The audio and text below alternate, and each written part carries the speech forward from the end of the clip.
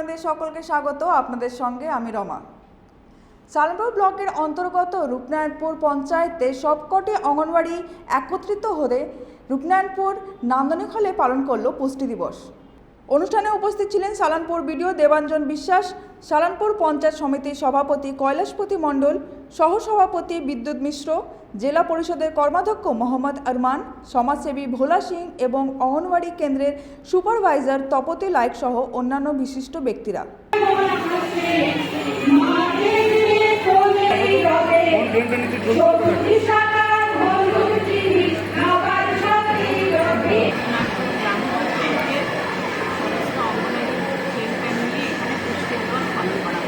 September মাস যেহেতু আইসিডিএসের পুষ্টি মাস,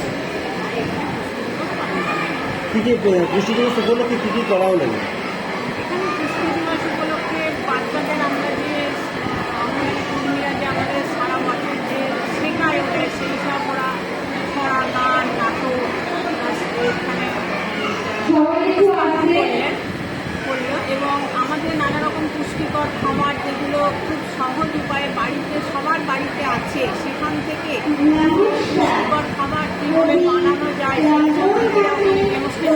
আছে, ওখানে বিভিন্ন শাকসবজি আছে, মানে পুষ্টি সম্বন্ধে অনেক ধারণা থাকে। তো আমি খাবার কিন্তু সেটা আমাদের বাড়ির খাবার যেটা আমাদের আছে সবভাবে খেতে হবে, এইসব নিয়ে পুষ্টি সময় আলোচনা করা।